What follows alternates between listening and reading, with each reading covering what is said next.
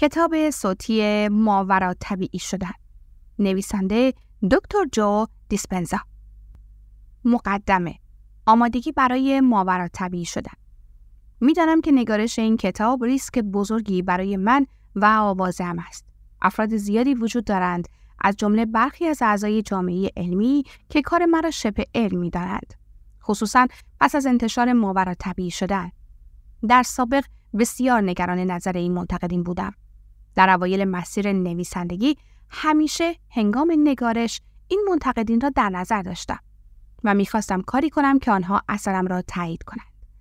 برایم مهم بود که این جامعه من را بپذیرد. اما روزی داشتم در لندن سخنرانی می‌کردم، خانم میکروفون را گرفت و داستان شفا یافتنش از بیماری را بازگو کرد. اینکه چطور با استفاده از کارهایی که من در کتاب‌های دیگرم ذکر کردم شفا پیدا کرده بود. در این لحظه دگرگون شدم. برایم روشن شد که هر کاری کنم این دانشمندان بدبین که باورهای خاص خود را در مورد امور ممکن دارند از کار من خوششان نخواهد آمد. وقتی به این نکته پی بردم دانستم که بخش زیادی از انرژیم را هدر دادم. دیگر علاقه‌ای نداشتم که این افراد را در مورد پتانسیل بشر متقاعد کنم، خصوصاً آن عده‌ای که امور عادی و طبیعی را بررسی می‌کنند.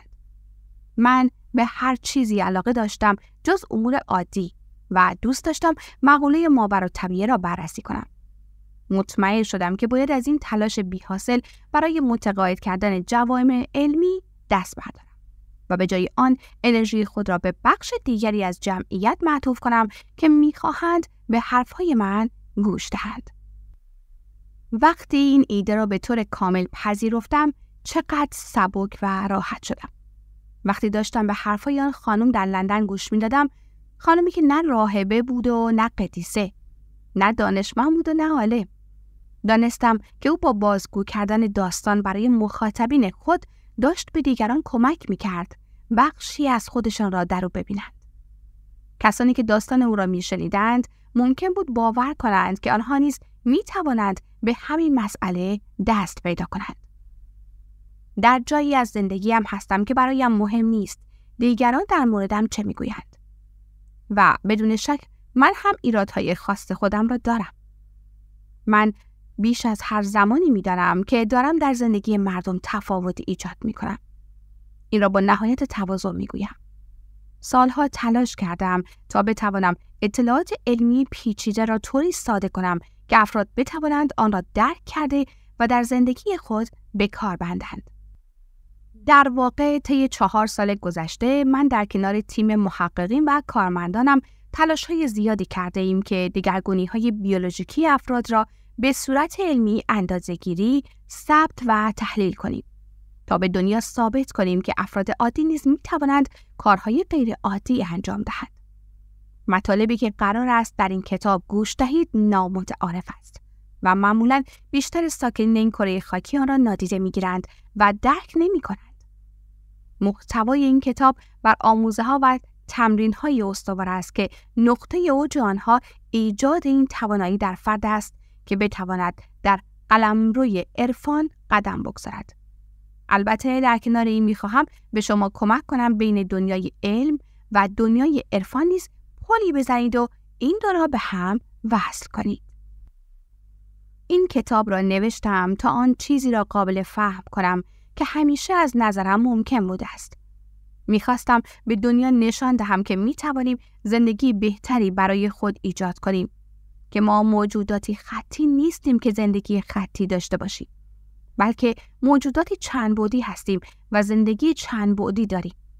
امید است گوش کردن این کتاب به شما کمک کند متوجه شوید که تمام امکانات آناتومیک، شیمیایی و فیزیولوژیکی مورد نیاز را در اختیار دارید و می توانید به آن موجود ماورای طبیعی تبدیل شوید که در درونتان نهفته است و منتظر هست بیدارش کنید.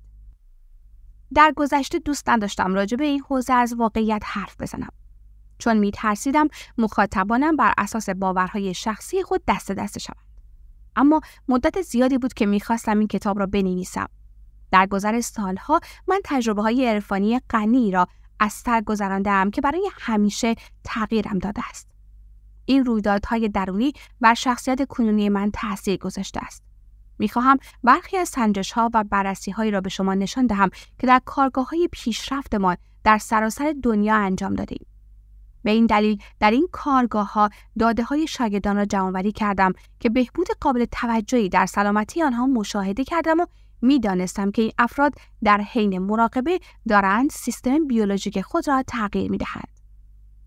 هزاران هزار اسکن مغزی داریم که نشان می‌دهد این تغییرات فقط تصورات ذهنی نیست، بلکه واقعاً در مغز این افراد به وجود آمده است. تعداد زیادی از این افراد تنها ظرف 4 روز طول دوره کارگاه پیشرفته ما این تغییرات را در خود ایجاد کرده بودند.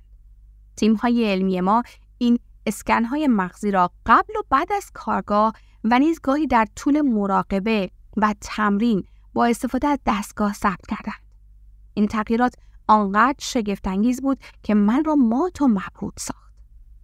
مغز شاگردان ما بعد از شرکت در کارگاه‌های پیشرفته به شیوهی همگام‌تر و منسجم‌تر عمل می‌کرد.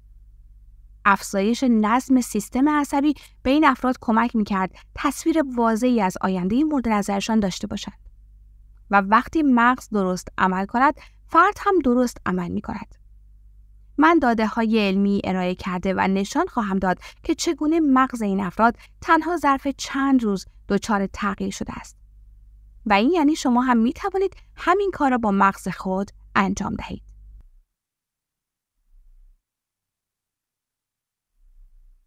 در اواخر سال 2013 اتفاق عجیبی افتاد.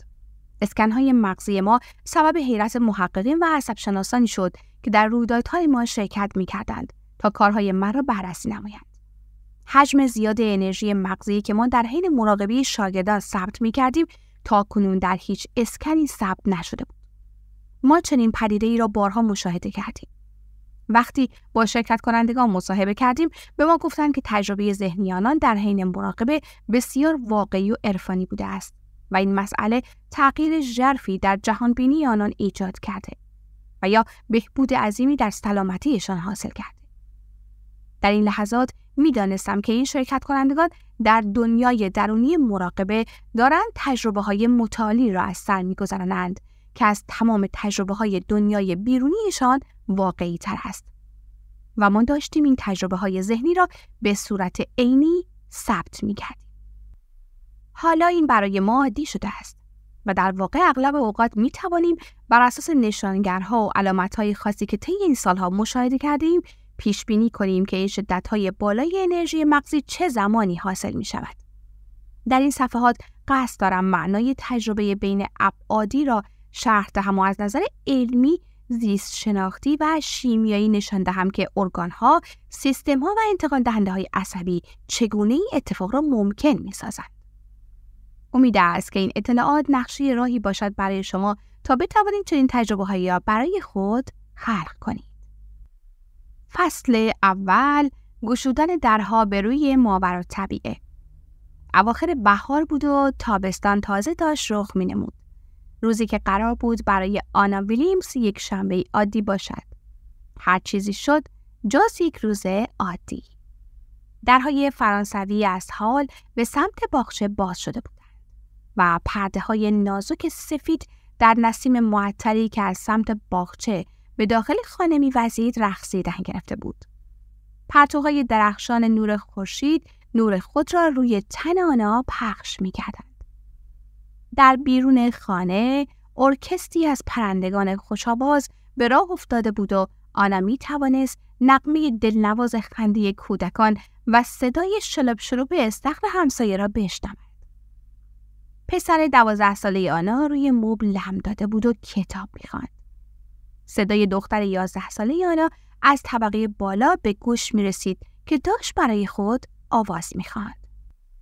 آنا که در حوزه رواندرمانی کار می‌کرد، مدیر و عضو هیئت مدیره یک مؤسسه رواندرمانی در آمستردام بود که سالانه بیش از 10 میلیون یورو درآمد داشت. او اغلب آخر هفته‌ها را صرف مطالعه متون مرتبط با حرفه‌اش می‌کرد و امروز نیز در صندلی چرمی قرمز خود نشسته بود و داشت مقاله می‌خواند. آنا اصلاً نمی‌دانست که قرار است طی چند دقیقه این دنیای رویایی به کابوسی وحشتناک تبدیل شود. آنا حواسش جمع نبود. متوجه شد که تمام حواسش متوجه مقاله نیست. کاغذها رو روی میز گذاشت و ایستاد. به این فکر میکرد که همسرش ممکن است کجا رفته باشد. او صبح زود وقتی آنا داشت دوش میگرفت از خانه بیرون زده بود. بدون اینکه به کسی بگوید کجا دارد میرود از خانه ناپدید شده بود. بچه‌ها گفتند که پدرشان خداحافظی کرده بود و قبل از خروج از خانه هر دوی آنها را بغل کرده بود. آنا چند بار به موبایل همسرش زنگ زده بود اما او گوشی را برنمی‌داشت. یک بار دیگر با او تماس گرفت. جواب نداد. یک جای کار می‌لنگید. ساعت 3:30 بعد از ظهر بود که زنگ در به صدا درآمد. آنا در را باز کرد و دید که 2 افسر پلیس جلوی در ایستادند. یکی از افسرها پرسید شما خانم ویلز هستید؟ آنا به نشانه تایید سر تکان داد. افسرها اجازه خواستند که به داخل خانه بیایند و با او حرف بزنند. آنا کمی دلنگران و متحیر شده بود. آنها خبر را به آنا دادند. صبح آن روز همسر آنا از یکی از بلندترین ساختمان‌ها در مرکز شهر خود را پایین انداخته بود و متاسفانه فوت کرده بود. آنا و 2 فرزندش حیرت زده و مبهوت شده بودند. آنا نفسش بند آمده بود. نفس می‌زد. بی اختیار می‌لرزید. زمان متوقف شده بود. فرزندانش از تعجب فلج شده بودند. آنا تلاش می‌کرد به خاطر آنها درد و استرس خود را پنهان کند. ناگهان درد شدید در سرش پیچید و همزمان درد عمیقی در ناحیه شکمش نیز ایجاد شد. وقتی مغزش داشت دست و پا زنان از این فکر به آن فکر می‌پرید، گردن و شانه‌هایش بلافاصله سفت شد. هورمون‌های استرس بر او غلبه کرده بود. حالا آنا در حالت بقا قرار گرفته بود. هورمون‌های استرس چگونه کنترل را در دست می‌گیرند؟ از نقطه نظر علمی زیستن با استرس معادل زیستن در حالت بقاست. وقتی ما متوجه می‌شویم که موقعیتی استرس‌زا به نوعی تهدید ما می‌کند، طوری که نمی‌توانیم نتیجه را کنترل و یا پیش بینی کنیم، سیستم عصبی ابتدایی تحت عنوان سیستم عصبی سمپاتیک فعال می‌شود و بدن حجم بالایی از انرژی را در واکنش به عامل استرس‌زا آزاد می‌کند.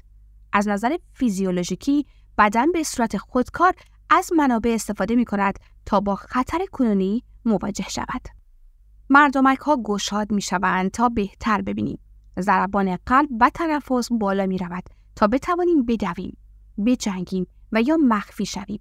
گلوکوز بیشتری وارد جریان خون می‌شود تا انرژی در دسترس سلول‌ها قرار گیرد و جریان خون ما به سمت اندام‌های حرکتی منتقل شده و از اندام‌های داخلی دور می‌شود تا در صورت نیاز بتوانیم سریعتر حرکت کنیم. در اثر هجوم آدرنالین و کورتیزول به سمت عضلات، سیستم ایمنی ابتدا فعالتر شده و سپس با افت فعالیت مواجه می‌شود و به این ترتیب انرژی زیادی فراهم می‌شود تا فرد بتواند فرار کرده و یا در مقابل عامل استرس‌زا از خود دفاع کند. گردش خون از سمت قسمت پیشانی و منطقی مغز دور شده و به سمت عقب مغز منتقل می‌شود تا بتوانیم ظرفیت کمتری را به تفکر خلاقانه اختصاص داده و بیشتر به غریزه و واکنش سریع متکی باشیم.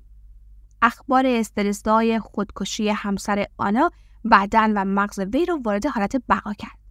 تمام ارگانیسم‌ها می‌توانند در کوتاه مدت شرایط نامطلوب را تحمل کنند. تمام ما این توانایی را داریم که با دوره‌های کوتاه استرس مقابله کنیم. وقتی رویدادی تمام می‌شود، بدن معمولاً طی چند ساعت به حالت تعادل باز می‌گردد. سطح انرژی خود را افزایش داده و منابع حیاتیش را بازیابی می‌کند. اما وقتی استرس طی چند ساعت تمام نشود، بدن هرگز تعادل خود را باز نمی‌یابد. در حقیقت هیچ ارگانیسمی در طبیعت نمی‌تواند مدتی طولانی را در حالت اورژانسی و استرس دوام بیاورد. ما انسان‌ها به لطف مغزهای بزرگی که داریم می‌توانیم راجع به مشکلات فکر کنیم. رویدادهای گذشته را مجدداً زندگی کنیم و یا بدترین حالت‌ها را برای رویدادهای آینده پیش‌بینی کرده و از این طریق فقط با فکر کردن آبشاری از مواد شیمیایی استرس را در بدن خود ایجاد کنیم. کافی است به یک رویداد آشنای گذشته زیاد فکر کنیم و یا تلاش کنیم آینده غیر قابل پیش‌بینی را کنترل کنیم. آنگاه هست که بدن و ذهنمان از حالت فیزیولوژیکی عادی خود خارج می شود. آنا هر روز این رویداد را در ذهن خود مرور می کرد. آنا نمی دانست که بدنش تفاوت بین رویداد اصلی و خاطره این رویداد را نمی داند و این خاطره نیز همان احساساتی را ایجاد می کند که رویداد اصلی ایجاد کرده بود. آنا داشت مواد شیمیایی ثابتی را در مغز و بدن خود تولید می کرد. گویی که رویداد داشت دوباره رخ می داد. در نتیجه مغزش داشت پیوسته این رویداد را در بانک حافظه ذخیره می کرد و بدنش داشت از نظر احساسی مواد شیمیایی مرتبط با آن رویداد را صدها بار در روز تجربه می کرد. او با فراخوانی مکرر تجربه داشت و ناخواسته مغز و بدن خود را در گذشته به دام انداخت. احساسات پیامد یا بازخورد شیمیایی تجربیات گذشته هستند. وقتی حواس ما اطلاعات ورودی محیط را ثبت می کند، دسته‌هایی از نورون‌ها به صورت شبکه در می آیند. وقتی آنها به صورت الگو در آمدند، مغز ماده شیمیایی ایجاد می کند که در تمام بدن پخش می شود. این ماده شیمیایی احساس نام دارد.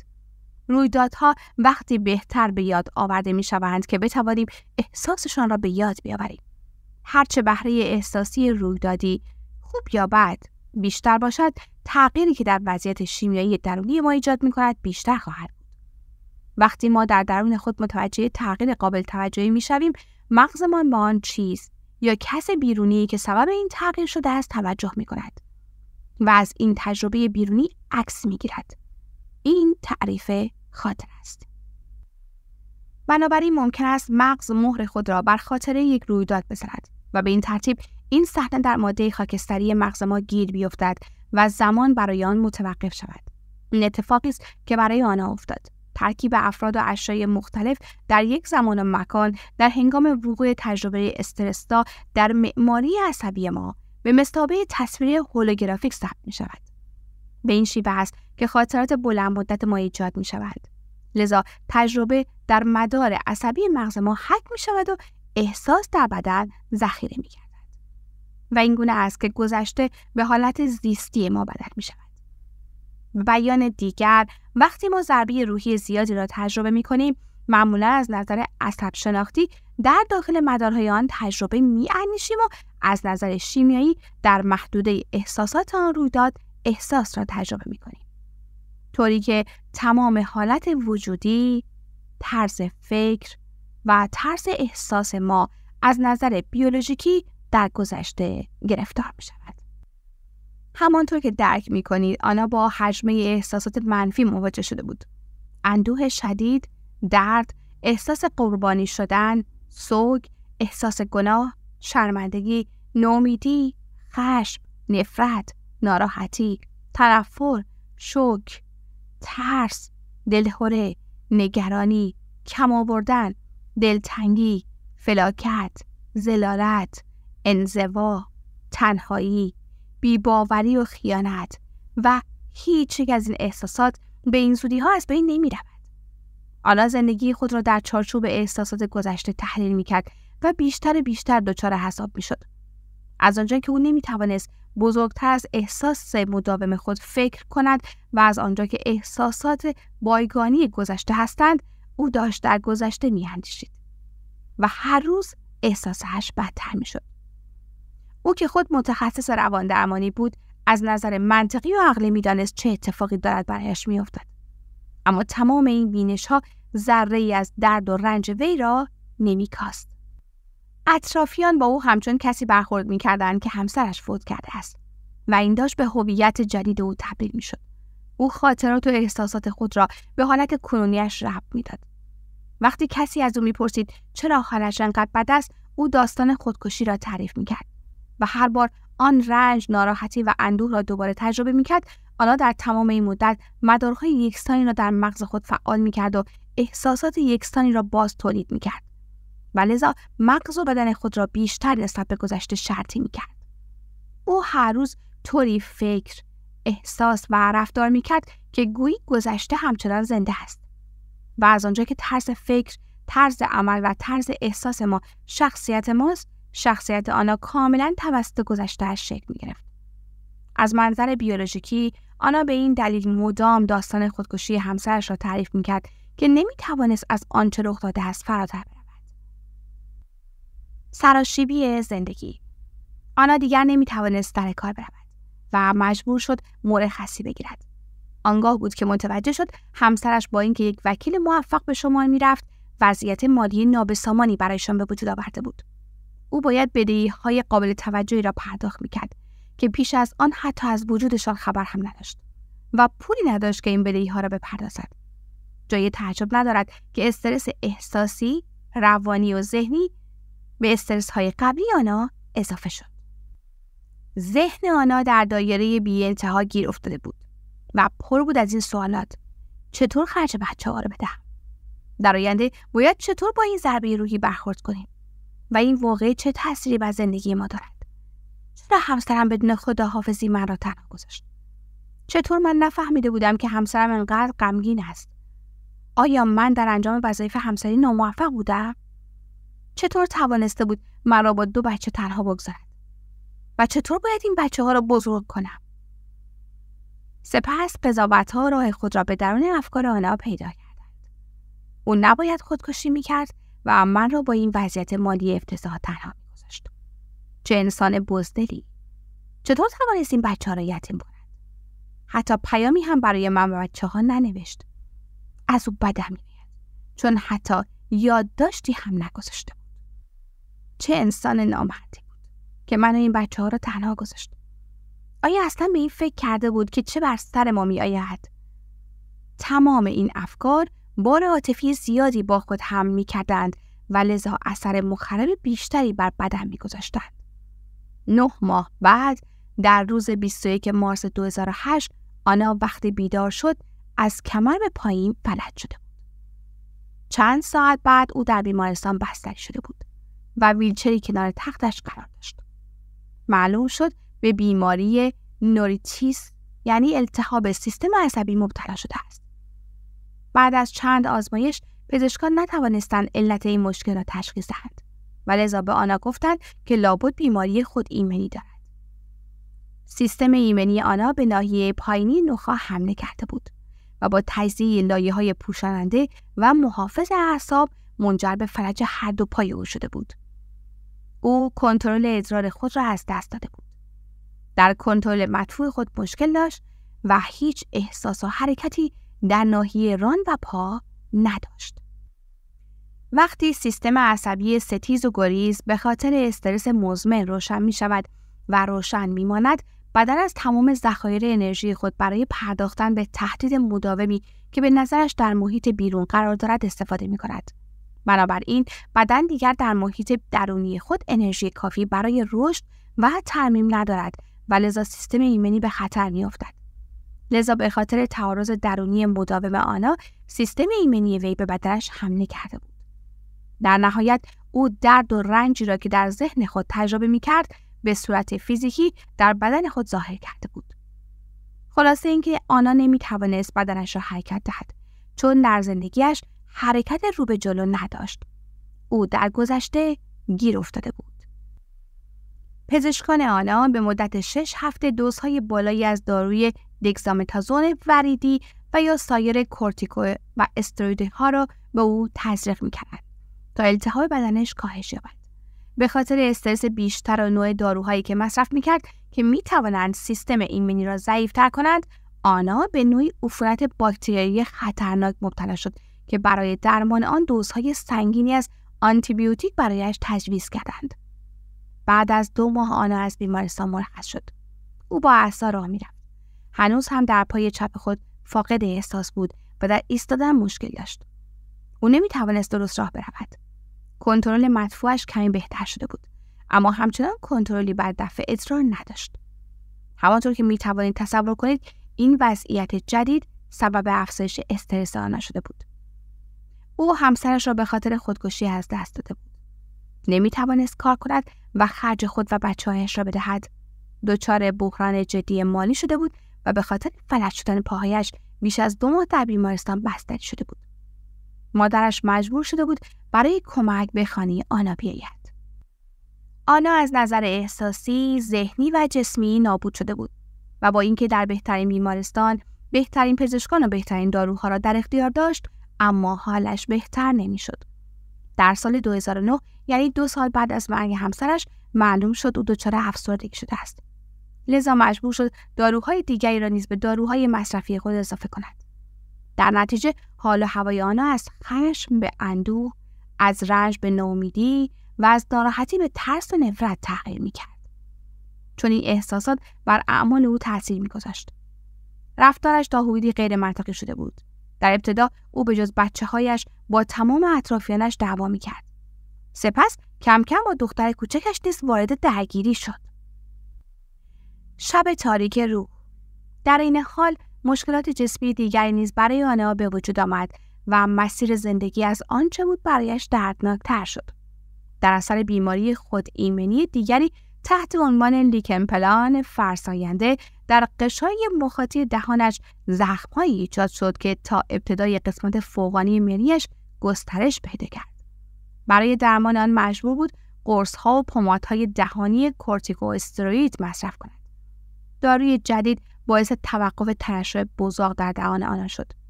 او نمی‌توانست غذاهای سفت بخورد و بنابراین کم اشتها شد. آنا داشت همزمان 3 نوع استرس را تجربه می‌کرد: جسمی، شیمیایی و احساسی. در سال 2010 آنا وارد رابطه ناموفق با مردی شد که با بدزبانی، قلدری و تهدید مداوم خود و بچه‌هایش را آزار می‌داد. او تمام پول، شغل و احساس امنیت خود را از دست داد. وقتی خانه‌اش را از دست داد، مجبور شد در خانه آن فرد بدزبان زندگی کند. سطح استرس او مدام داشت بالاتر می‌رفت. زخم‌هایش به قشره‌های مخاطی دیگر بدنش سرایت کرد. سیستم ایمنیش به طور کامل فرو پاشیده بود و داشت مشکلات پوستی متعدد، آلرژی‌های غذایی و مشکلات وزنی را تجربه می‌کرد. سپس در بلع غذا دچار مشکل شد و معده‌اش سوزش پیدا کرد و برای این مشکلات جدید نیز داروهای جدیدی برایش تجویز کردند. آنا در ماه اکتبر در خانه شروع به روان درمانی کرد. او تنها می توانست 3 روز در هفته 2 جلسه در روز مشتریانش را ببیند و آنها پس از آنکه بچه‌هایش را به مدرسه می‌فرستاد. بعد از ظهرها آنقدر خسته و بدحال می‌شد که تا زمان بازگشت بچه‌ها از مدرسه دراز می‌کشید. سعی می‌کرد تا می‌تواند در اختیار فرزندانش باشد، اما رمقی برایش باقی نمی‌ماند و حالش بدتر از آن بود که از خانه بیرون برود. به ندرت پیش می‌آمد که کسی او را ببیند. او فاقد زندگی اجتماعی بود. تمام شرایط بدن و زندگی او پیوسته وخامت اوضاع را به یاد او می‌آورد. او به صورت خودکار به هر کس و هر چیزی واکنش نشان می‌داد. تفکر او دچار آشوب شده بود و نمی‌توانست تمرکز کند. او دیگر قدرت و انرژی کافی برای زندگی کردن نداشت. گاهی وقتی کمی به خود فشار می‌آورد، ضربان قلبش به 200 ضربه در دقیقه می‌رسید. همیشه خیس عرق بود و نفس می‌زد و مدام در قفسه سینه خود درد شدیدی احساس می‌کرد. آنا داشت تاریک ترین شب روح خود را طی می‌کرد. ناگهان متوجه شد که چرا همسرش به زندگی خود پایان بخشیده است. او دیگر نمی‌توانست ادامه دهد و به فکر خودکشی بود. با خود گفت از این که بدتر نمی‌شود. البته اوضاع بدتر شد. در ماه ژانویه 2011 تیم پزشکی آنا توموری را در نزدیکی ورودی معده‌اش پیدا کرده و تشخیص دادند که آنا به سرطان مری مبتلا شده. البته این اخبار استرس آنا را از قبل هم بیشتر کرد. پزشکان توصیه کردند آنا به صورت منظم جلسات شیمی درمانی را انجام دهد. هیچ کس از او راجع به استرس احساسی و ذهنی سوال نکرد. آنها تنها علامت‌های جسمی را درمان می‌کردند. اما واکنش استرس آنا کاملاً روشن شده بود و نمی‌شد آن را خاموش کرد.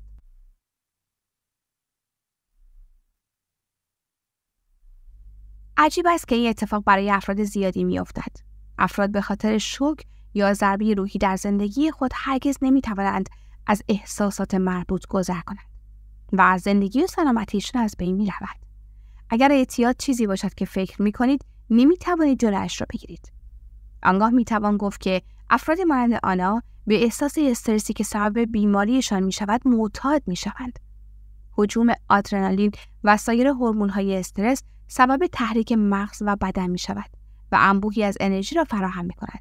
به مرور زمان آنها به این مواد شیمیایی معتاد می‌شوند و سپس از افراد و شرایط زندگی خود برای تسکین اعتیاد به این احساس استفاده می‌کنند تا بتوانند آن حالت احساسی بالا را دوباره تجربه کنند.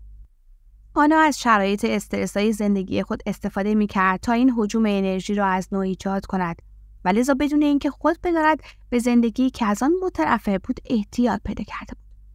علم به ما میگوید که چنین استرس مزمن و طولانی مدتی میتواند دکمه‌های ژنتیکی بیماری را فشار دهد. لذا اگر بتوان گفت که آنا با فکر کردن به مشکلات و گذشته خود داشت واکنش استرس را فعال میکرد، میتوان گفت که افکارش سبب بیماریش شده بودند.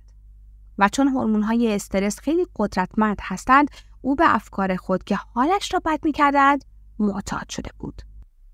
آنا موافقت کرد که شیمی درمانی را شروع کند، اما بعد از تنها یک جلسه دچار فروپاشی احساسی و ذهنی شد. یک روز بعد از ظهر بچه‌هایش به مدرسه رفتند. آنا حق حق زنان روی زمین افتاد. به آخر خط رسیده بود. به نظرش رسید که اگر اوضاع اینطور ادامه پیدا کند زیاد زنده نخواهد ماند و با فوتش فرزندانش را از وجود مادر محروم خواهد کرد. دست به دعا شد. در دل خود می‌دانست که چیزی باید تغییر کند. او با نهایت صداقت و سرسپردگی از خداوند راهنمایی، حمایت و راه برون رفت از مشکلات را خواست و قول داد که اگر دعاهایش اجابت شود در تمام روزهای مابقی عمر خود شکرگزاری خواهد کرد و به دیگران هم کمک خواهد کرد که همین کارا بکنند. نقطه تحول آنا. تغییر تبدیل شد به هدف آنا. او ابتدا تصمیم گرفت که تمام مراحل درمانی را متوقف کند و از مصرف تمام داروهایی که به خاطر مشکلات جسمی تجویز شده بودند دست بکشد. البته قرص‌های ضد افسردگی را همچنان مصرف می‌کرد. او به پزشکان و پرستاران نگفته بود که دیگر قصد ندارد برای درمان به بیمارستان برود، اما دیگر به بیمارستان نرفت. کسی هم با او تماس نگرفت که علت این کارش را جویا شود. تنها پزشک خانواده‌اش با او تماس گرفت و ابراز نگرانی کرد.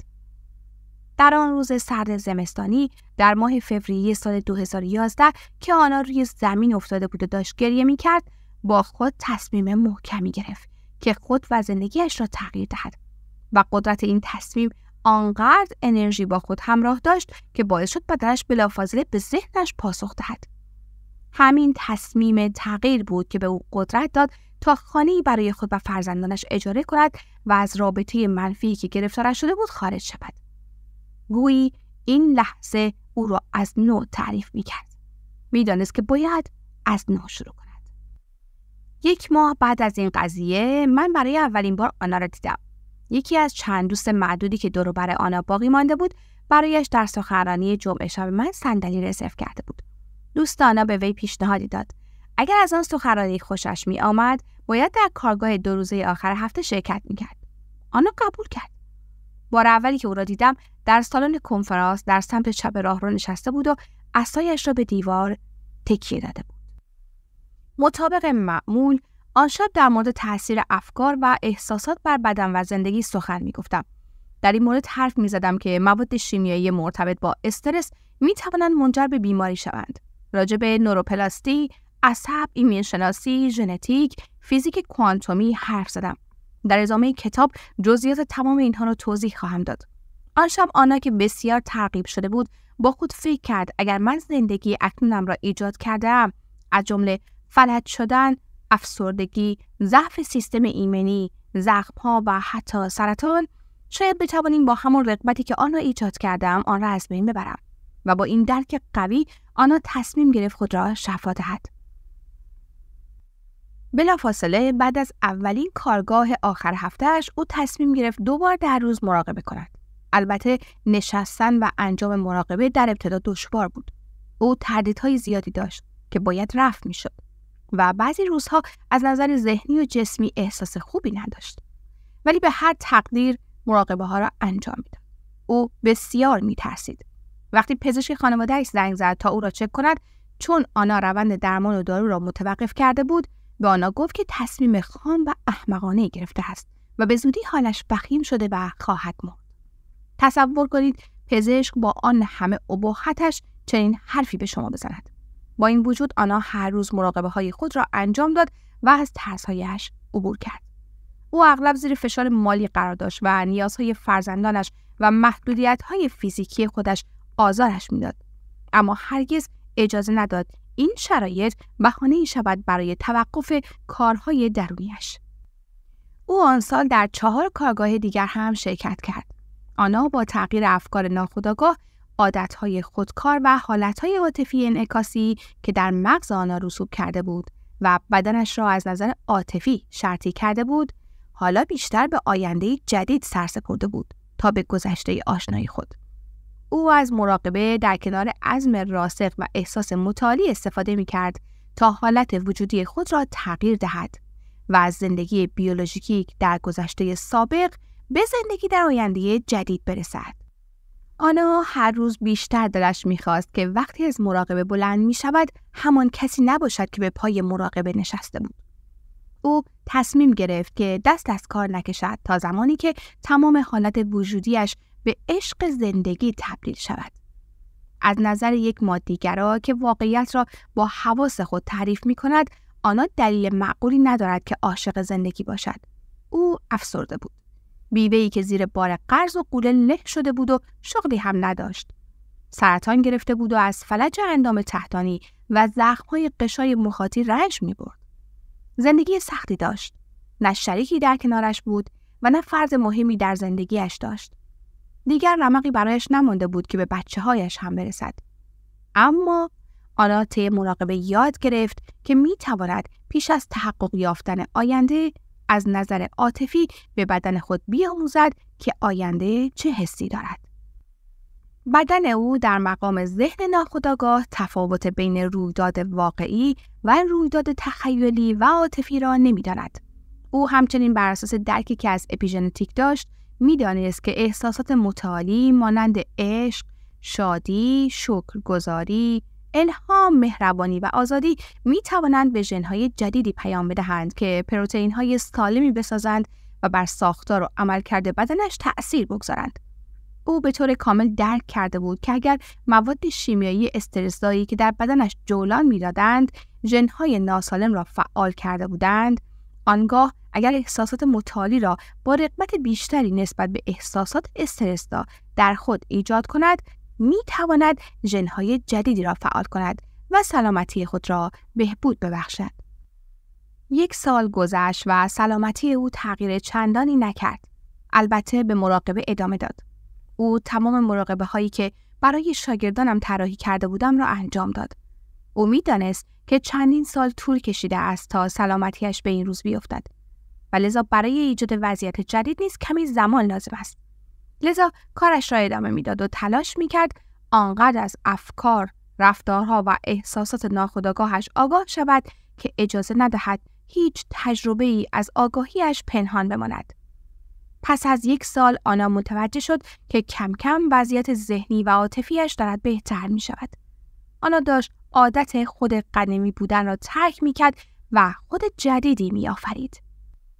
آنا پس از شرکت در کارگاه‌های من می دانست که باید سیستم عصبی خودمختار خود را دوباره به حالت تعادل درآورد، چون سیستم عصبی خودمختار تمام عملکردهای خودکاری را کنترل می کند که به دور از آگاهی مغز رخ می دهد. هضم و جذب غذا، میزان قند خون، دمای بدن، ترشحات هورمونی، ضربان قلب و غیره. تنها راهی که او میتوانست وارد سیستم عامل شده و بر سیستم عصبی خود مختار تأثیر بگذارد این بود که به صورت منظم حالت درونی خود را تغییر دهد.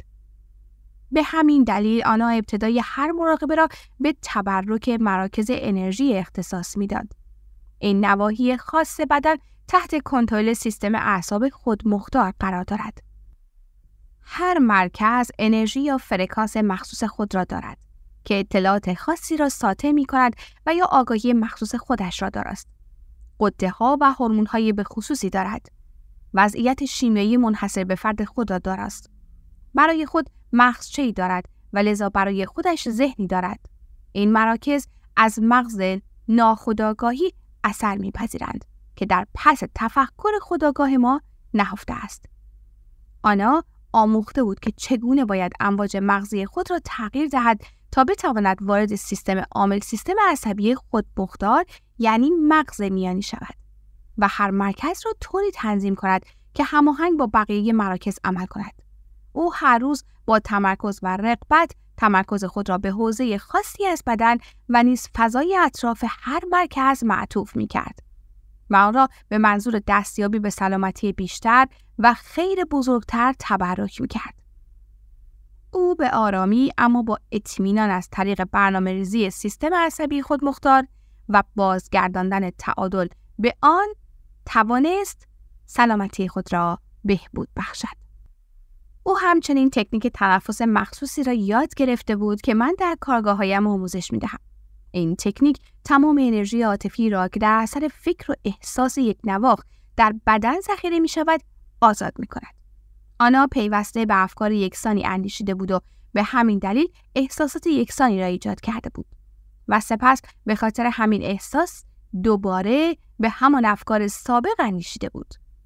او یاد گرفت که احساسات گذشته در بدن ذخیره می‌شوند، اما می‌توان با استفاده از این تکنیک تنفس انرژی ذخیره شده را در بدن آزاد کند و خود را از بند گذشته رها کند.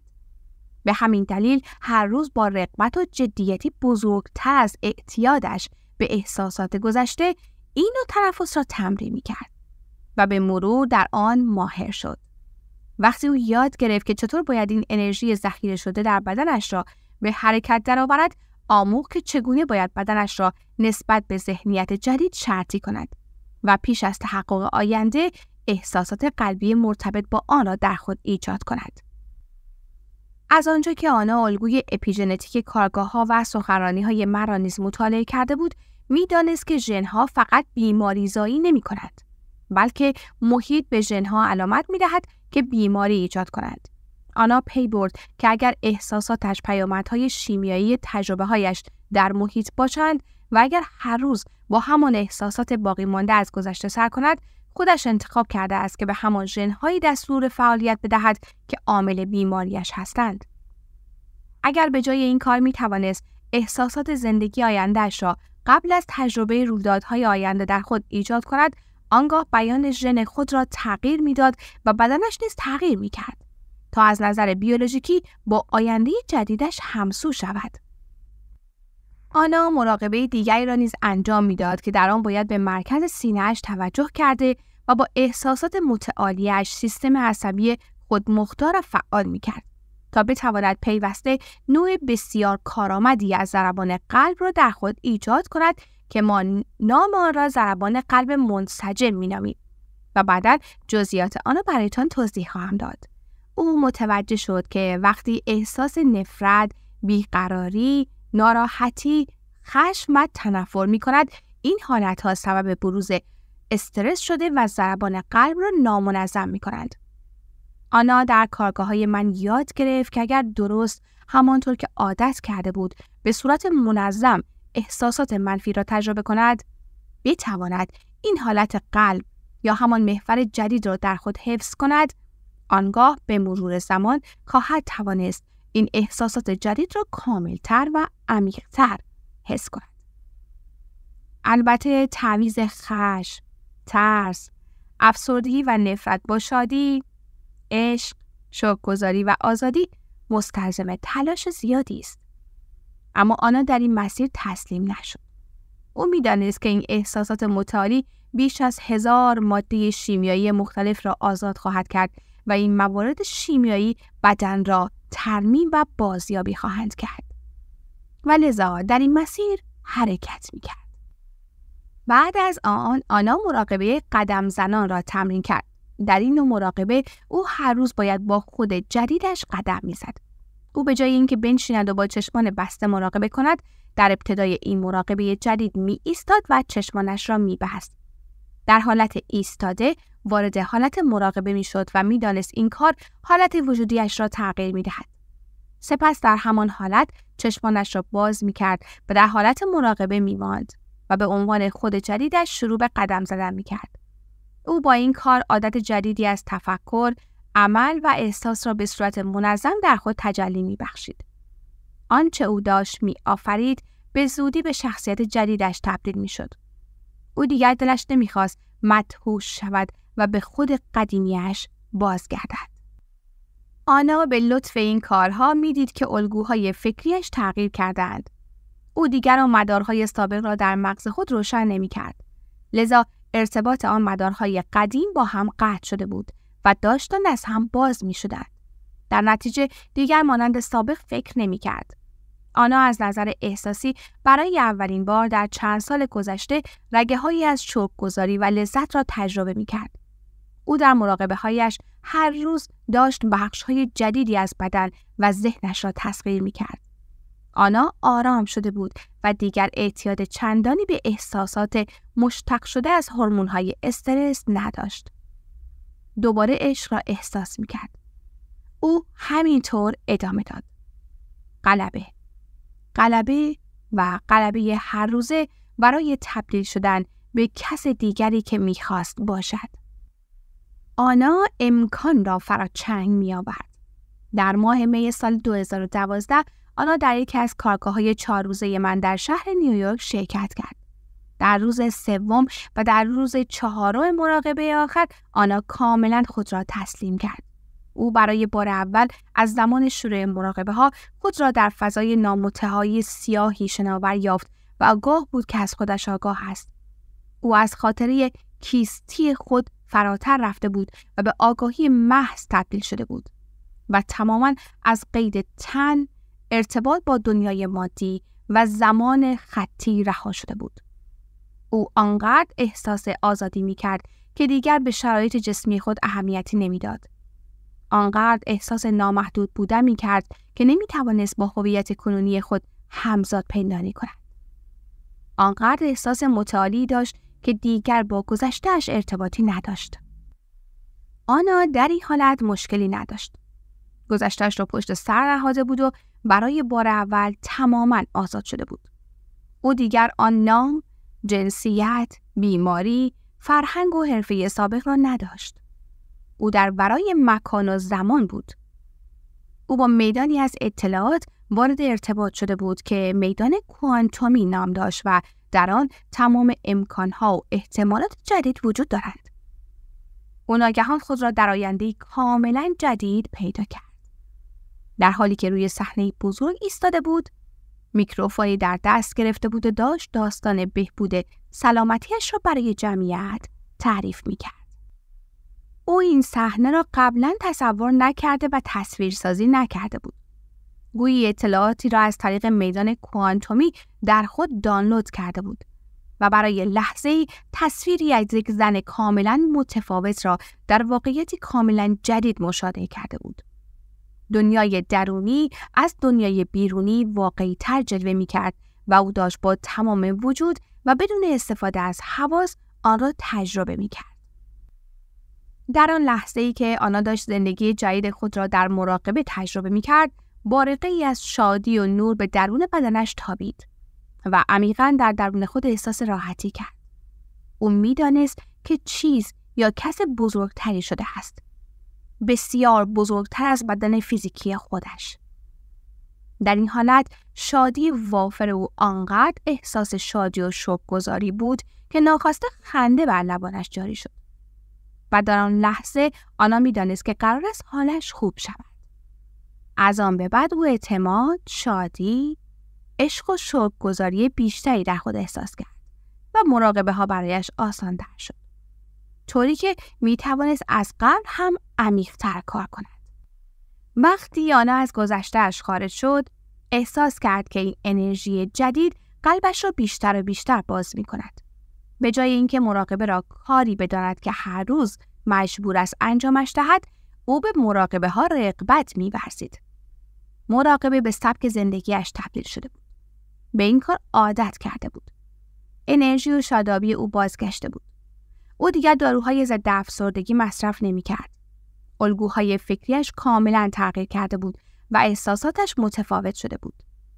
احساس می‌کرد که وارد حالت وجودی جدیدی شده است و به همین دلیل اعمالش به شدت دچار تغییر شد.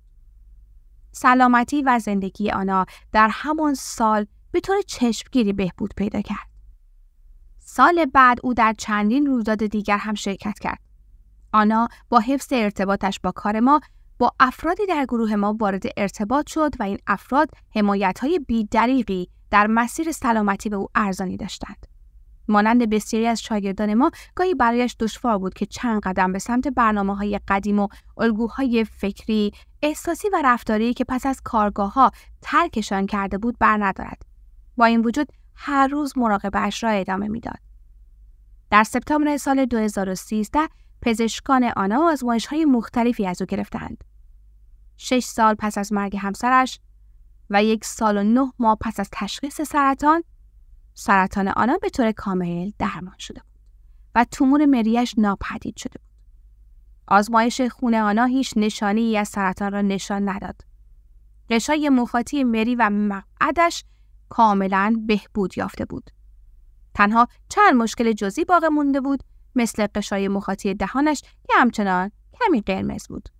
البته دیگر زخمی در آن ناحیه نداشت و به خاطر داروهایی که برای بهبود زخم‌ها مصرف کرده بود، بزاق ترشح نمی‌کرد.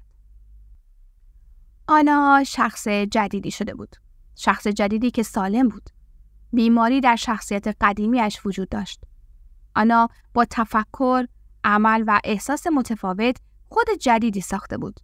به یک معنا او در همین زندگی دوباره زاده شده بود. در دسامبر سال 2013 آنا همراه دوستی که او را با کارهای من آشنا کرده بود در رویدادی در بارسلونا شرکت کرد. پس از آنکه من داستان بهبودی یکی دیگر از اعضای گروه ما را تعریف کردم، آنا تصمیم گرفت که وقت آن است داستانش را با بقیه در میان بگذارد. او داستانش را به طور کامل نوشت و به دستیار شخصی داد. مانند بسیاری از نامه‌هایی که به دستم می‌رسید، خط اول نامه‌اش این بود: شاید باورتان نشود. بعد از آنکه نامه‌اش را خواندم، روز بعد از آن خواستم که روی صحنه بیاید و داستانش را با مخاطبین در میان بگذارد. و او آنجا بود. 1 سال و نیم بعد از آرمانی که در نیویورک برای خود ساخته بود و من از آن خبر نداشتم. روی صحنه ایستاده بود و داشت داستان شفا یافتنش را برای مخاطبین تعریف می‌کرد. آنا امروز شخصی سالم، سرزنده، خوشحال و باثبات است که ذهن تیز و روشنی دارد. او از نظر معنوی آنقدر رشد کرده است که در مراقبه‌هایش بسیار عمیق می‌شد و تجربیات عرفانی بسیاری داشته. زندگیش مملو از آفرینش، عشق و لذت است. او در سال 2016 مؤسسه روانی تأسیس کرد که بیش از 20 تراپیست و مربی در آن شاغل هستند. او از نظر مالی به استقلال رسیده و آنقدر درآمد دارد که زندگی ثروتمندانه‌ای برای خود فراهم کند. او به سراسر دنیا سفر می‌کند، جاهای دیدنی را می‌بیند و با افراد بسیار موفقی ملاقات می‌کند. او دوستان و روابط جدیدی برای خود پیدا کرده است و شریک جدید زندگیش با خودش و با فرزندانش با احترام برخورد می‌کند. وقتی از آنا راجع به مشکلات جسمی گذشته‌اش سوال کنید، به شما خواهد گفت که این چالش‌ها بهترین اتفاق زندگیش بودند. به این فکر کنید چه می‌شود اگر بدترین اتفاقی که تاکنون برایتان افتاده است به بهترین اتفاق زندگیتان تبدیل شود؟ او میگوید که زندگی کنونیش را دوست دارد و من همیشه در جوابش میگویم البته که دوست داری، چون برای ساختن این زندگی هیچ روزی بدون عشق به زندگی از مراقبه بر نخواسته. حالا باید به زندگیت عشق بورزی. آنا از طریق مراقبه ماورالطبیعی به این وضع رسیده بود. او بر هویت خود غلبه کرده بود. هویتی که به گذشته وصل بود. او در عمل آینده جدید و سالم برای خود ساخته بود. بیولوژی بدنش به این ذهنیت جدید واکنش نشان داده بود. حال آنا دارد به عنوان نمونه‌ای از حقیقت و امکان زندگی می کند و اگر آنا توانست خود را شفا دهد، شما نیز می توانید. عارف شدن.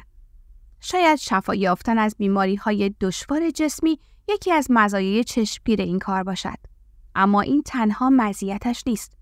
از آنجا که این کتاب در مورد عرفان نیز هست، می‌خواهم ذهن شما را به روی قلمرویی از واقعیت بگشایم که به اندازه شفای بیماری تحول آفرین است، اما در سطح ژرف‌ترین عمل می‌کند.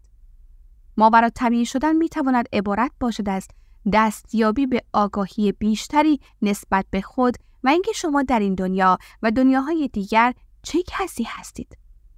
بگذارید داستانهای دیگری از زندگی خودم راجع به این مسئله ذکر کنم تا منظورم را به طور دقیق روشن کرده و به شما نشان دهد که چه امکانهایی در پیش رو دارید. بعد از ظهر یک روز زمستانی در منطقه در شمال غرب کشور، پس از یک روز کاری طولانی روی مبل لم داده بودم. داشتم به صدای باد گوش می‌دادم که از لابلای شاخه‌های درختان زوزه کشان رد می‌شد. بچه‌هایم خوابیده بودند و بالاخره وقت آن بود که لحظه‌ای مال خودم باشم. کمی استراحت کردم. سپس شروع کردم به مرور کارهایی که باید در روز انجام می‌دادم و کارهایی که در روز بعد انجام می‌شد. وقتی لیست ذهنیم کامل شد، آنقدر خسته بودم که نمی‌توانستم فکر کنم. به همین دلیل چند دقیقه بی حرکت نشستم و به هیچ چیز فکر نکردم. داشتم به سایه‌های روی دیوار نگاه می‌کردم که شعله‌های شومینه آنها را به رقص درآورده بود. در همین حین به خلسه رفتم. بدنم خسته بود اما ذهنم صاف بود. دیگر فکر و تحلیل نمی‌کردم. به فضای جلوی رویم خیره شده بودم و در لحظه حال قرار داشتم. وقتی خستگی از تنم در رفت، کم کم گذاشتم بدنم به خواب برود. اما ذهنم را آگاه و بیدار نگه داشتم. نمی‌گذاشتم هیچ چیزی در اون اتاق توجهم را جلب کند و تمرکزم را کاملاً آزاد گذاشته بودم.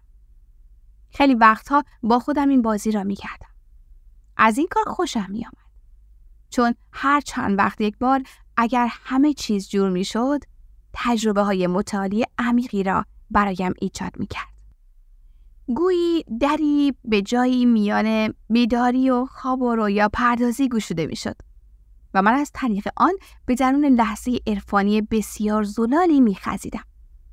به خودم یادآوری کردم که انتظار چیزی نداشته باشم و فقط خودم را گشوده نگه دارم.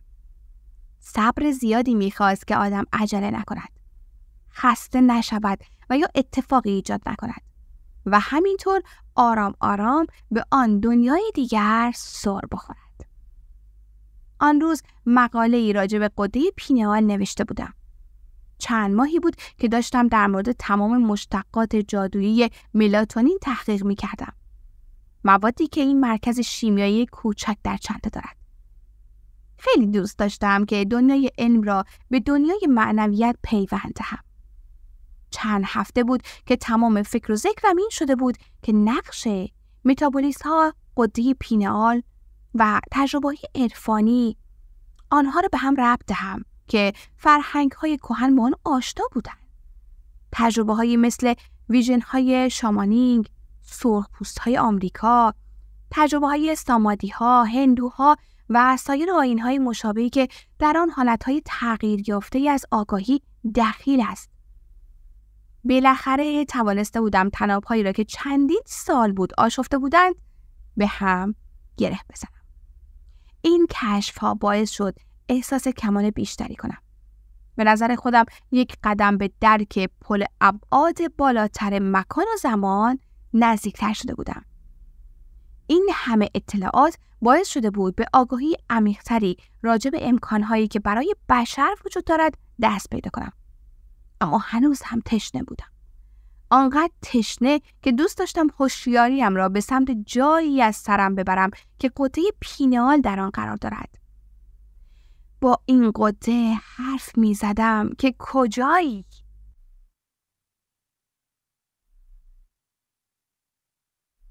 وقتی توجهم را به مکانی معطوف کرده بودم که غده پینئال در مغزم اشغال می کند و وقتی داشتم کم کم به تاریکی می رسیدم، ناگهان از دل تاریکی تصویر روشنی از غده پینئالم در مغزم نقش بست.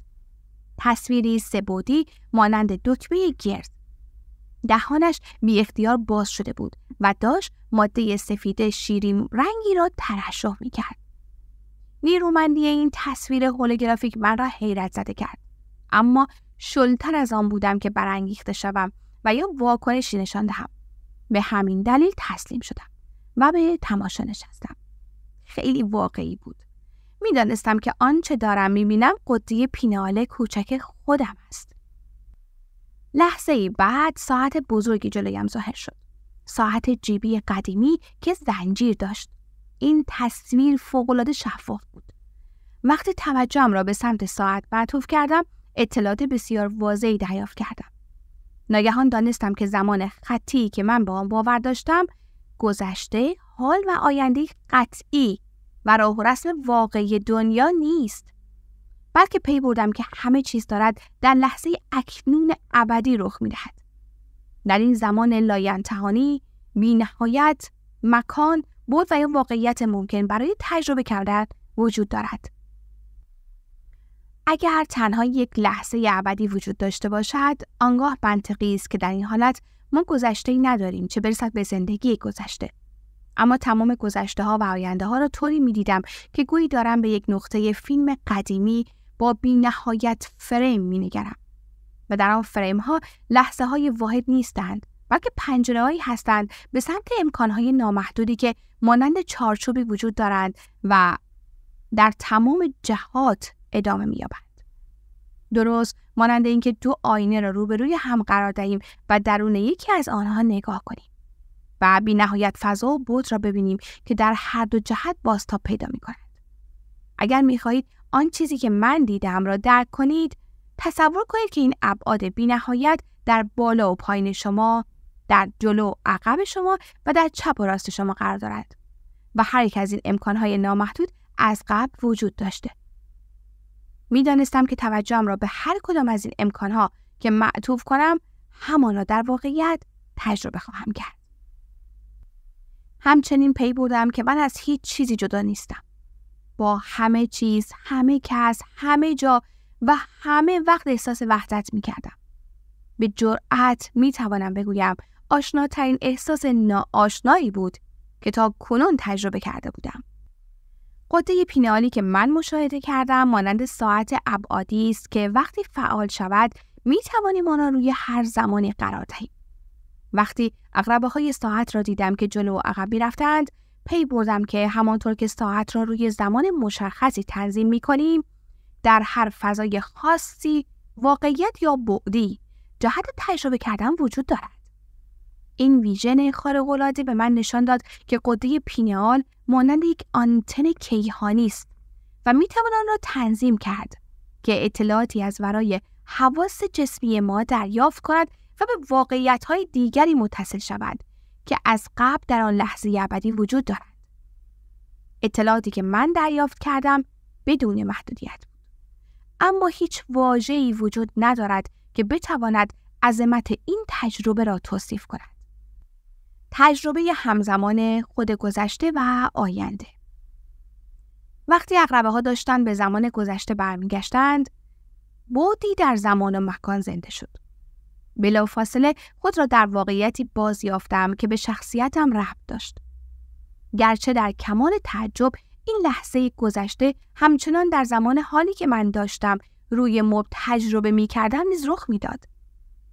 سپس متوجه شدم که در مکان فیزیکی در یک زمان خاص هستم. خودم را در کودکی مشاهده کردم و باز هم همزمان بزرگسالی خودم را روی مبل تجربه کردم. نسخه کودک من حدود 7 سال داشت و به تب سختی مبتلا شده بود.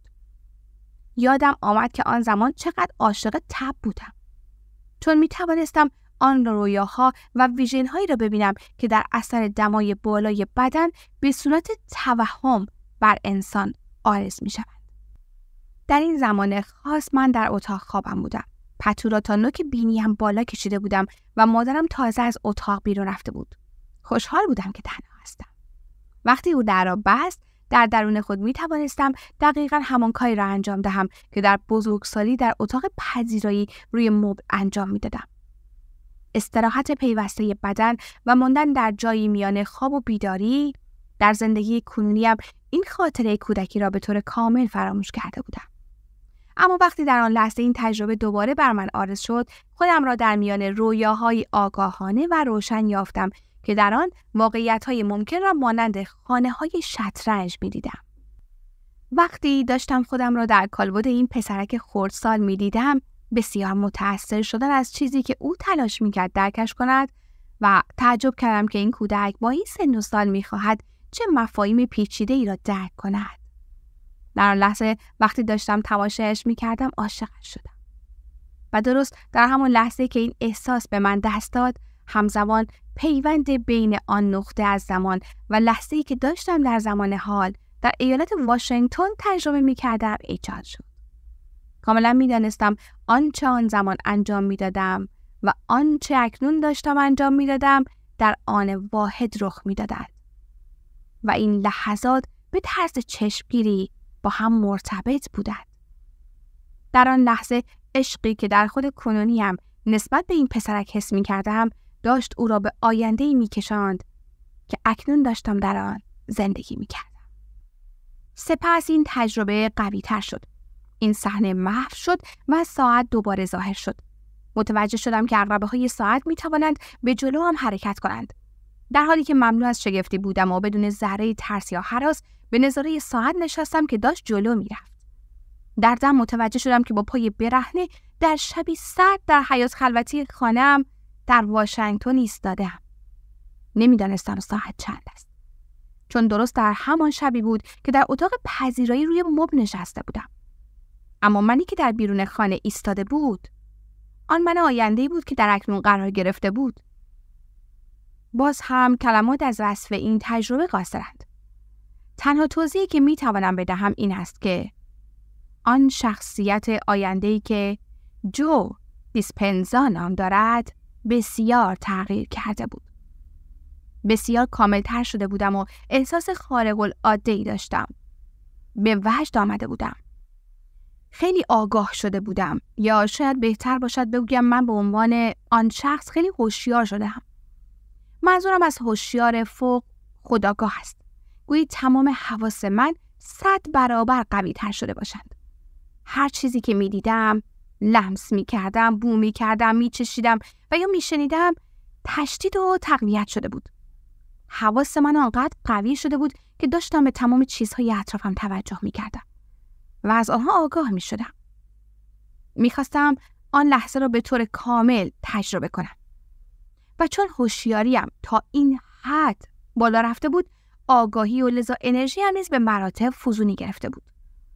احساس پر بودن از انرژی باعث شد که در آن واحد از تمام چیزهایی که حس می کردم آگاه شدم. این احساس را تنها می توانم به مثابه انرژی منسجم، پایدار و بسیار سازمان یافته توصیف کنم.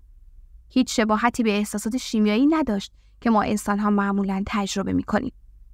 در واقع در آن لحظه می‌دانستم که حتی نمی‌توانم آن احساسات عادی بشری را تجربه هم کنم. فراتر از آنها به کمال رسیده بودم. با این وجود عشق را احساس می‌کردم. البته شکل تکامل یافته‌ای از عشق که نه شیمیایی بلکه الکتریکی بود. احساس می‌کردم آتش گرفتم و دیوانه‌وار عاشق زندگی شدم. داشتم شکل بسیار نابی از شادی را تجربه می‌کردم. داشتم در چله زمستان بدون کفش و کاپشن در حیاط خلوت قدم می‌زدم. در این حال آنقدر از احساس سرما آگاه بودم که لذتش چندین برابر شده بود. نمی‌دانستم که زمین زیر پایم چقدر سرد است. فقط دوست داشتم کف پایم با چمن سرد در تماس باشد و احساس می‌کردم که با آن احساس و با چمن پیوند قوی برقرار کردم. متوجه شدم که اگر افکار و قضاوت‌های معمولی را که راجع به سردی یخ دارم به کار ببندم، آنگاهی احساس را از دست خواهم داد. احساس انرژی فوق‌العاده‌ای که داشتم در درون خودم تجربه می‌کردم که بسیار بزرگتر از محیط پیرامونم یا همون سرما بود. و در نتیجه بدون اینکه تلاش کنم با شوق و ذوق سرما را در آغوش کشیدم. زندگی بود. این صحنه آنقدر لذت بخش بود که نمیخواستم این لحظه پایان یابد. میخواستم این لحظه تا ابد ادامه داشته باشد. با قدرت و یقین در مقام این نسخه ارتقا یافته از خودم قدم میزدم. احساس قدرت و آرامش میکردم، اما در این حال لبریز از شادی وجود و عشق به زندگی بودم. وقتی داشتم از باغچه عبور میکردم، عمدن از روی ستونهای سنگی بزرگی رد شدم که در کنار آتش مانند پله چیده شده بودند. تجربه جالبی بود. وقتی پا برهنه از روی این ستونهای سنگی رد شدم، ابهت این ستونها را حقیقتاً تحسین می‌کردم. به راه رفتن ادامه دادم. به فواره‌ای که خودم ساخته بودم نزدیک شدم و خاطره ساختن این شاهکار به همراه برادرم لبخند را بر لبانم جاری کرد. ناگهان زن کوچکی را دیدم که لباس سفید درخشانی به تن داشت. قدش کمتر از 1 متر بود. در پشت فواره کنار زن دیگری ایستاده بود که قد و قواره طبیعی داشت و لباس مشابهی به تن کرده بود. درخشان و نورانی. زن دیگر کنار نشسته بود و داشت تماشا می‌کرد. گویی که محافظ زن کوچکتر باشد. وقتی به زن کوچک نگاه کردم به سمت من چرخید و در چشمانم خیره شد. موج قوی‌تری از عشق را حس کردم. گویی این موج را او به سمت من روانه کرده بود. حتی در این نسخه تکامل یافته خودم نیز هرگز چیزی مانند این را تجربه نکرده بودم. احساس کمال و عشق به طرز چشمگیری در درونم فزونی گرفت و با خود فکر کردم آیا ممکن است عشقی فراتر از آن عشقی وجود داشته باشد که چند لحظه قبل تجربه کردم؟ عشق رمانتیکی نبود، بلکه عشقی بود که آدم را به وجد می آورد و انرژی می داد و در درون من بیدار شده بود. می دانستم که آن خانم دارد به من نشان می دهد که عشق بیشتری در درونم وجود دارد. همچنین می دانستم که او از من کامل تر است. وقتی آن الکتریسیته را حس کردم، پیامی به همراه داشت که به من گفت پنجره آشپزخانه را نگاه کنم و فوراً یادم آمد که چرا آنجا بودم. برگشتم و پنجره آشپزخانه را نگاه کردم. چند ساعت قبل از اینکه برای استراحت روی مبل بنشینم، داشتم در همین آشپزخانه ظرف می‌شستم. خندیدم. عاشق او شده بودم. صداقت او را مشاهده کردم. کشمکش‌هایش را دیدم. رغبتش را نظاره کردم. عشقش را دیدم. ذهن مشغولش را دیدم که مثل همیشه داشت تلاش می‌کرد به مفاهیم معنا ببخشد. و علاوه بر تمام این چیزهایی که دیدم، بخشی از آینده‌اش را هم دیدم. در این لحظه به او افتخار می‌کردم و نسبت به شخصیت آن لحظه‌ای که دیده بودم چیزی جز تحسین در خود حس نکردم. وقتی حس کردم که در حین تماشای او این انرژی دارد در درونم زیاد می شود، ناگهان دیدم که از ظرف شستن دست کشید و از درون پنجره بیرون را نگاه کرد و به داخل حیاط خیره شد. هنوز خود آینده‌ام بودم که توانستم آن لحظه را به عنوان خود کنونیم به یاد بیاورم. یادم آمد که واقعا دست نگه داشته بودم و به بیرون خیره شده بودم. چون ناگهان در قلبم احساس عشق سرشاری کردم و احساس کردم کسی دارد نگاهم می‌کند و یا کسی در حیاط ایستاده است. همچنین یادم آمد که وقتی داشتم لیوانی را می‌شستم به جلو خم شدم تا بازتاب شیشه پنجره کم شود و سپس چند دقیقه به بیرون خیره شدم و بعد از آن دوباره سراغ ظرف‌ها رفتم. خود آینده هم داشت همون کاری را با خود کنونیم می‌کرد که آن خانم گل اندام چند لحظه قبل با من کرده بود. حالا فهمیدم چرا آنجا ایستاده بودم. و درست مانند صحنه کودک خردسال، دوباره عشقی که خود آینده‌ام نسبت به خود کنونیم حس می‌کرد، به نوعی مرا به خود آینده‌ام وصل کرد. من آینده آنجا بود تا من اکنون را به سمت آینده فرا بخواند. و من می‌دانستم که این عشق است که چنین پیوندی را ممکن کرده. جالب اینجاست که تمام اینها من بودم که در آن واحد زندگی می‌کردم. در واقع تعداد بیشماری من وجود دارد. نه فقط من گذشته، من اکنون و من آینده.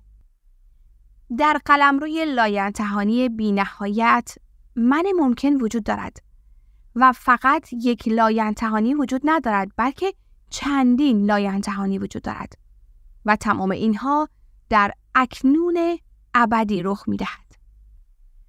وقتی به واقعیت فیزیکی روی مبل بازگشتم که در مقایسه با دنیای ابعاد دیگری که دیده بودم کمرنگ به نظر می رسید، اولین چیزی که به ذهنم خطور کرد این بود که خدای من، دید من نسبت به واقعیت چقدر محدود بود. این تجربه درونی غنی چنان وضوح و درکی به من داد که متوجه شدم باورهایم، یعنی چیزهایی که فکر می‌کردم در مورد زندگی، خدا، خودم، زمان، مکان و چیزهایی که ممکن است در این قلمروی نامتناهی تجربه کرد بسیار محدود هستند و من تا آن زمان حتی با آن شک هم نکرده بودم. می‌دانستم که مانند نوزادی هستم که درک چندانی از بزرگی این چیزی که واقعیت می‌نامیم ندارم. بدون ترس یا دلهره معنای عبارت ناشناخته را برای اولین بار در عمرم درک کردم و دانستم که دیگر هرگز آن شخص سابق نخواهم بود. مطمئنم می توانید تصور کنید که وقتی چنین اتفاقی رخ می دهد، اگر تلاش کنید آن را برای خانواده و دوستان توضیح دهید، نوعی عدم توازن شیمیایی در مغز ایجاد می شود. نمیخواستم در مورد این رویداد با کسی حرف بزنم، چون کلمات مناسب برای توصیف این تجربه را نداشتم و نمیخواستم جلوی رخ دادن دوباره آن را بگیرم. چند ماه سرگرم مرور کل فرایندی بودم که حس می‌کردم شاید این تجربه را ایجاد کرده باشد.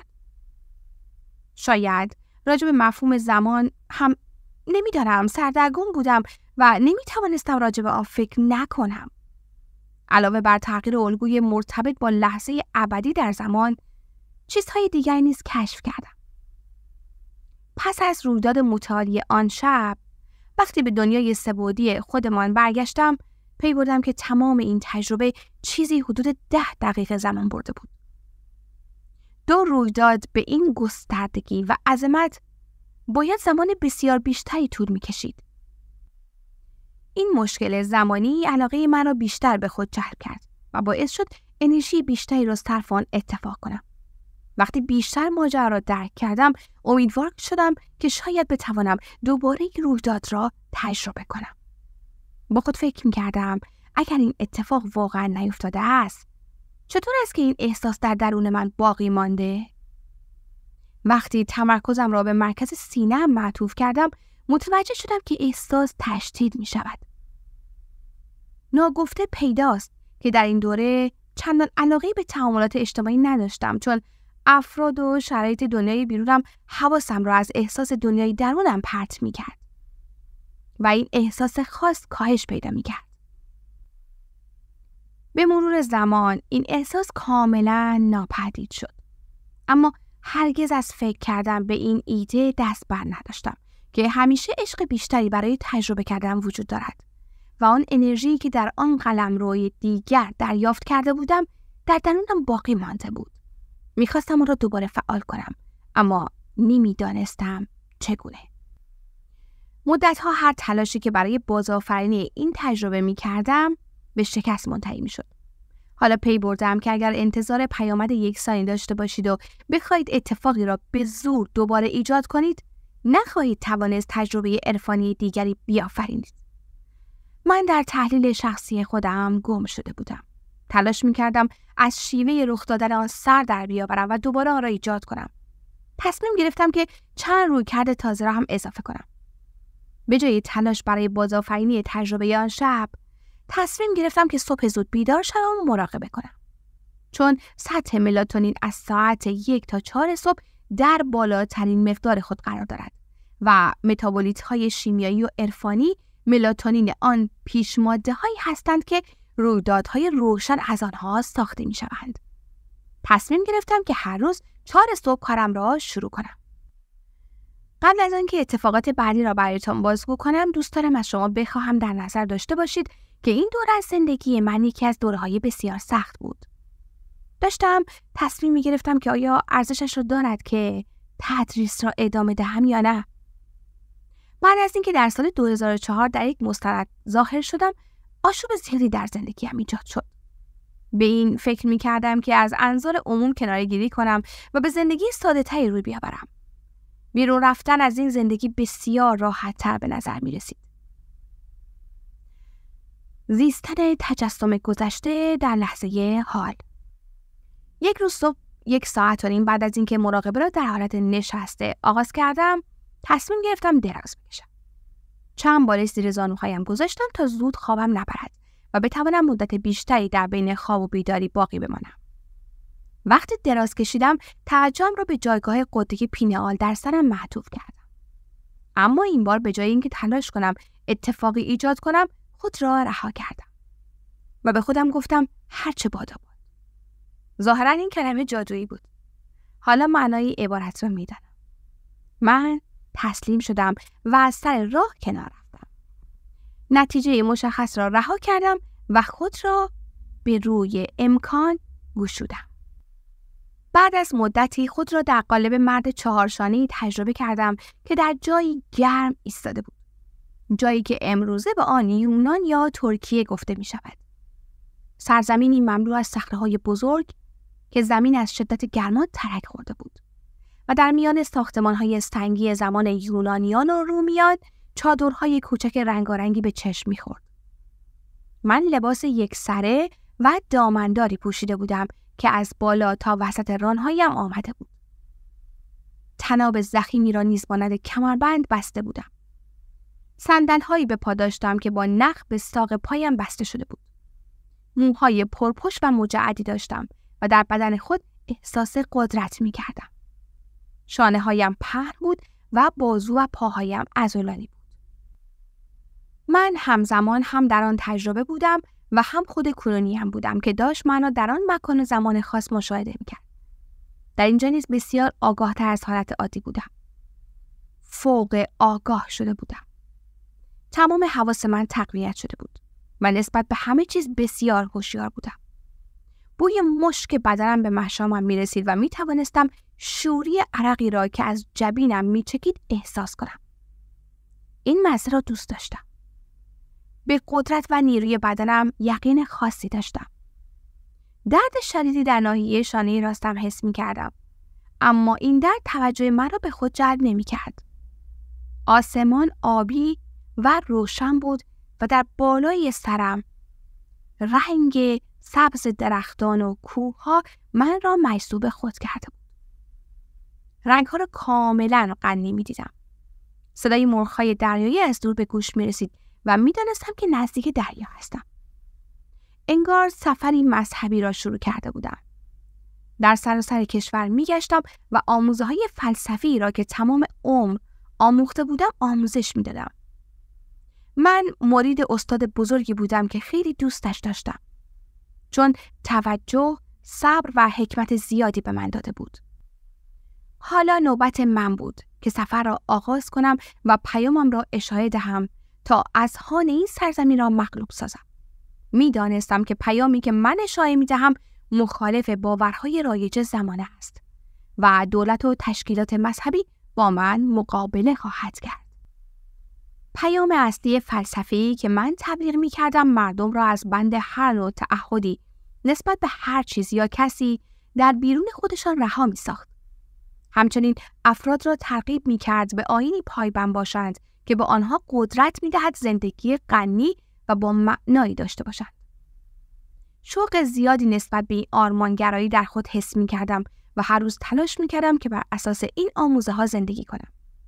البته این پیام نیاز به وابستگی به دولت‌ها را از بین می‌برد و افراد را از درد و رنج شخصی رها می‌ساخت. وقتی صحنه زنده شد، تازه در یک روستای نسبتاً پر جمعیت سخنرانی کرده بودم. جمعیت تازه داشت پراکنده می‌شد که ناگهان چندین نفر از داخل جمعیت به سمت من آمدند تا دستگیرم کنند. پیش از اینکه بخواهم فرار کنم مرا گرفتند. می‌دانستم که برنامه خوبی برایم چیده‌اند. اگر در حین سخنرانی در بین جمعیت حرکت می‌کردند، آنها را می‌دیدم. بهترین زمان را برای دستگیریم انتخاب کرده بودند. بدون مقاومت تسلیم شدم و مرا به زندان انداخته و تنهایم گذاشتند.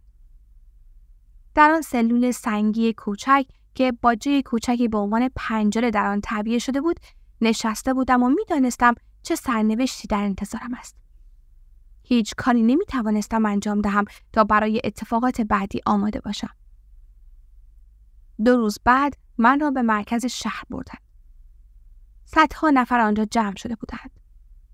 بسیاری از آنها همان افرادی بودند که چند روز پیش حرفهایم را گوش کرده بودند. اما حالا با شوق و رغبت به تماشای محاکمه و مجازاتم ایستاده بودند. تمام لباسهایم به جز لباس زیرم را درآوردند و سپس من را به یک تکه سنگ بزرگ بستند که شیارهای بزرگی برای عبور طناب‌ها در آن تعبیه شده بود. به انتهای این طناب‌ها دستبندهای سنگی وصل کرده بودند. مچ دست و ساق پایم را با آنها بستند و سپس شروع شد. مردی که کنارم ایستاده بود اهرمی را کشید که تخت سنگ را آرام آرام از حالت افقی به حالت عمودی درآورد. وقتی تخت سنگ داشت بالا می رفت، طناب‌ها همزمان داشت محکمتر کشیده می شد. وقتی به 45 درجه رسید، درد واقعی شروع شد. کسی که به نظر می رسید قاضی باشد فریاد زد و از من پرسید که آیا به تدریس آموزه هایم ادامه خواهم داد یا خیر؟ سرم را بلند نکردم و جوابی ندادم. قاضی به جلاد اشاره کرد که اهرم را بیشتر بکشد. صدای تق و تق و استخوان‌هایم را می‌شنیدم و می‌دانستم که ستون فقراتم از چندین جا در رفته است. من به عنوان ناظر این صحنه در حین افزایش درد داشتم چهره‌ام را نگاه می‌کردم. مانند این بود که به آینه نگاه کنم و خودم را ببینم. هوشم سر جایش آمد و فهمیدم که این خودم هستم که روی تخت سنگ شکنجه می‌شوم. دستبندها و پابندهای آهنی داشت پوستم را زخمی می‌کرد. خون از بدنم جاری شد. یکی از شانه‌هایم در رفت. از درد داشتم حق‌حق می‌کردم. بدنم را سفت کرده بودم تا عضلات مانع جدا شدن دست و پایم شوند. اما بدنم شروع به لرزیدن کرد. اگر خودم را شل می‌کردم، دردش غیر قابل تحمل می‌شد. ناگهان قاضی دوباره فریاد زد و پرسید که آیا به تدریس آموزه‌هایم ادامه خواهم داد یا نه؟ فکری به ذهنم خطور کرد. قبول می‌کنم که دیگر آموزه‌هایم را اشاعه ندهم و سپس وقتی شکنجه تمام شد دوباره تدریس را شروع می‌کنم. خودم را قانع کردم که این پاسخ صحیح است. قاضی راضی خواهد شد، درد و رنج هم تمام خواهد شد و من نخواهم مرد. سپس مأموریتم را دوباره از سر خواهم گرفت. به آرامی و بدون اینکه حرفی بزنم سرم را تکان دادم. قاضی می‌خواست کلمه نه را بر زبان بیاورم اما من حرفی نمی‌زدم. سپس به جلاد اشاره کرد که اهرم را بیشتر بکشد. این مرد را نگاه کردم که اهرم را می‌کشد تا به من آسیب برساند. چهره‌اش را دیدم و وقتی چشم در چشم هم دوخته بودیم او را شناختم. او کسی نبود جز جو دیسپنزا، اما در کالبد دیگر. وقتی این صحنه را می‌دیدم در درون خودم به چیزی پی بردم. متوجه شدم که این جلاد هنوز دارد دیگران و خودم را در کالبد کنونی هم شکنجه می‌دهد.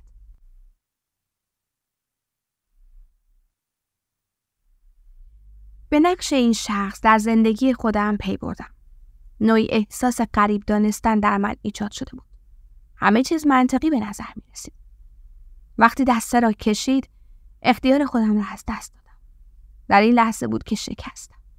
از شدت درد گریه کردم و اندوه ژرفی کل وجودم را در بر گرفت.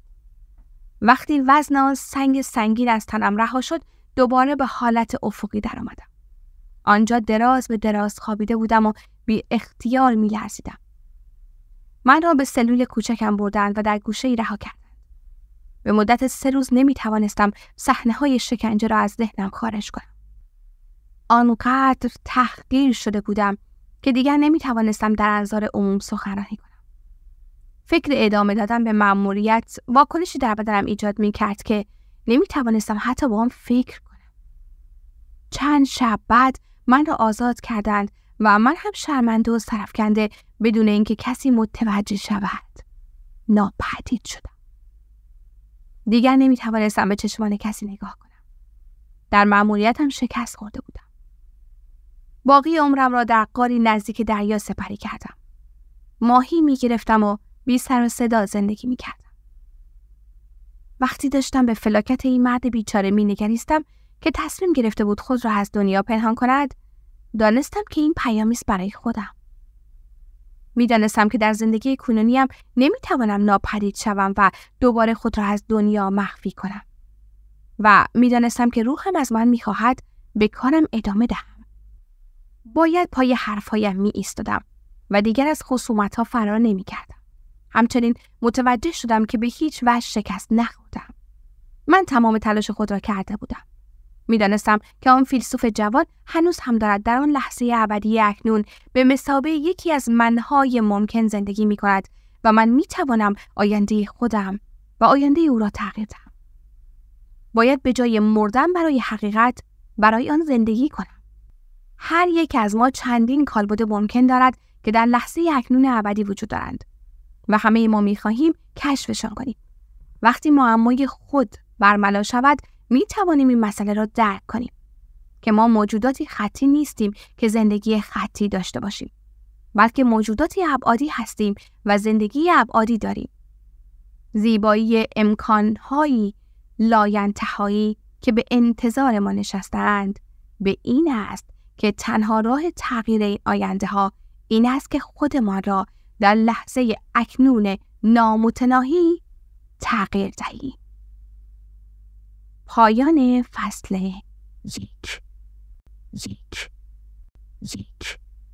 1.